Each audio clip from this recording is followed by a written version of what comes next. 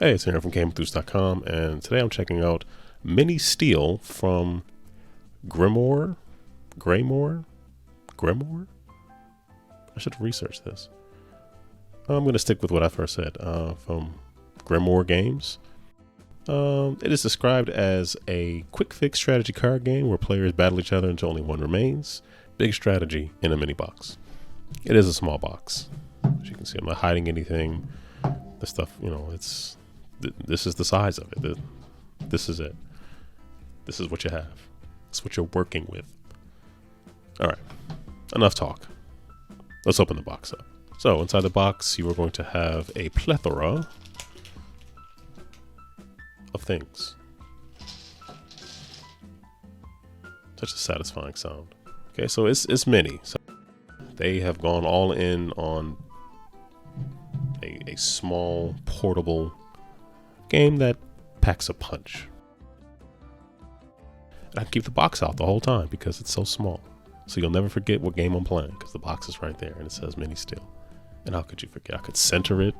I could sort of, I have options. I can just bat it around. I can make a game out of this. That's okay. See, I've gone too far. Everybody's going to have 10 health, excuse me. So everybody's going to get their 10.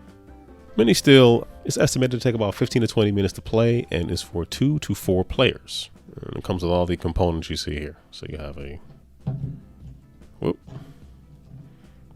deck of numerous cards. And because it's overhead view, you might not be able to see how numerous they are. See, if I hold it like this, you can count each one individually. Well, at least I can. You have a single die, which you use initially to start the game. Whoever gets the highest number will go first. And then when you play the fates, you roll this to see what happens to your opponent. We might get into that. It depends on the cards that are dealt. So every player would get 10 health and would get 2 draw tokens, which lets you draw 3 cards.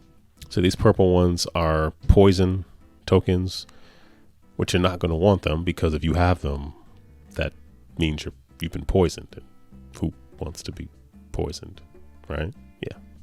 So I have here a setup for 3 players. I'm going to deal 6 cards to every player, and we'll begin. Now, as you've seen before already, Mini Steel is a very small game. One thing I like is it does manage to come with player guides. A little abbreviated, but once you start to get understanding of how it works, it all makes sense.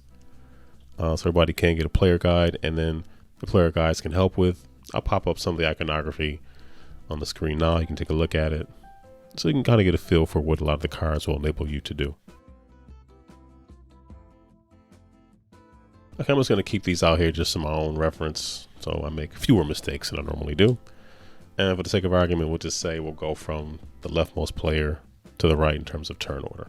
So on your turn, you are allowed to play 2 cards, essentially. If you do not wish to play a card, you have to discard a card for one of your turns. If you do not wish to play any card at all, you have to discard 2 cards. So you have some really unique set of cards, probably going to push you to use the cards you have. I'm just going to explain what the cards do as we kind of go. So this here is a healing potion.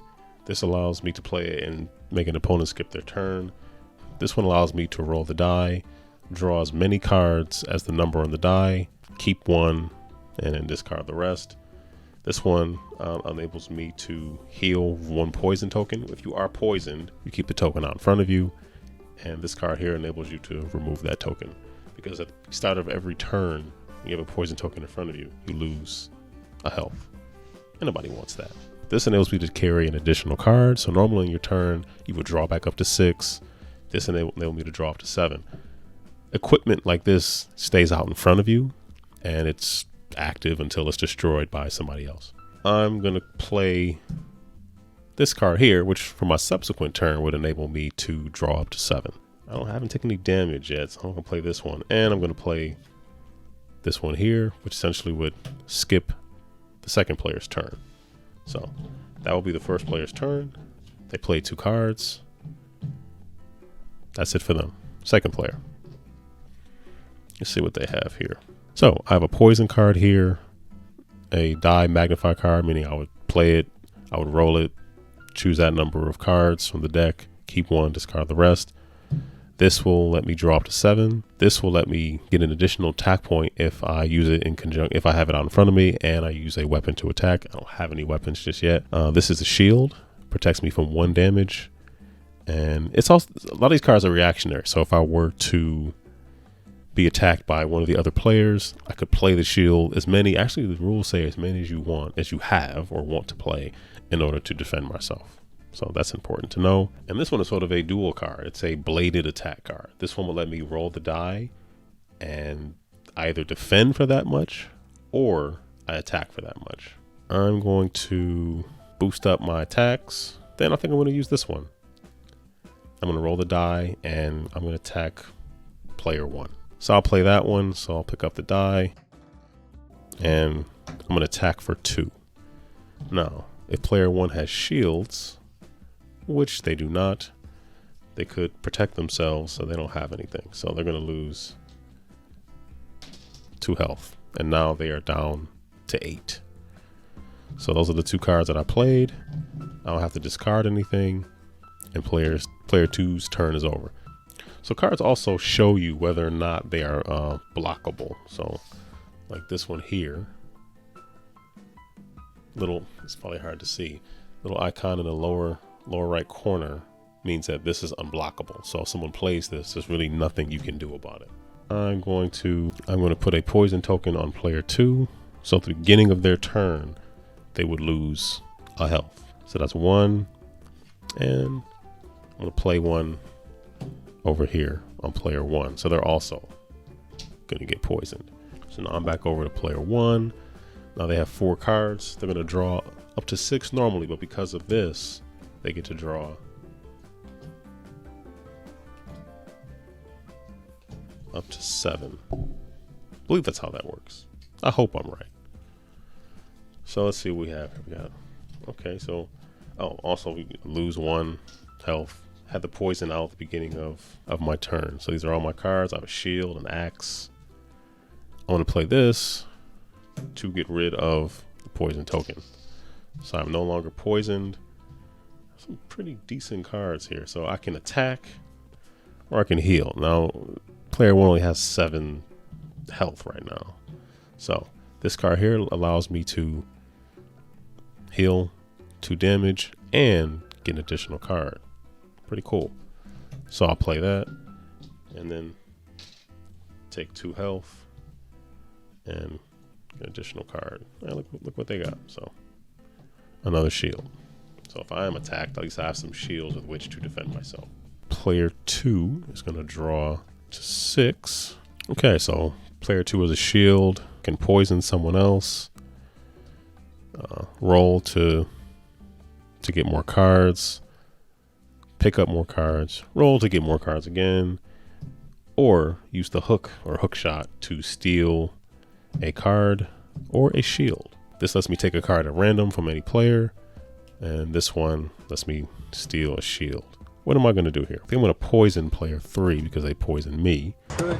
Revenge is very good. And for my second, I'll play the satchel, which will allow me to draw more cards on subsequent turn. Now player 3 is going to draw 2 cards. Look at that. A flaming arrow and a sword. So the flaming arrow lets me do 2 damage and I'll destroy 2 random cards from one of my opponents. The equivalent items can be destroyed. They will not be out there forever. Well, opponents won't want them out there forever. Anyway, I can do 2 things. I can attack somebody for 3 damage. I had a poison token in front of me, so I do lose a health, but I'm going to play a healing potion, well, the antidote, whatever. Get rid of the poison token. I'm no longer poisoned. Just realized player 2 is poisoned too. Should have taken one of their health away as well. Oops.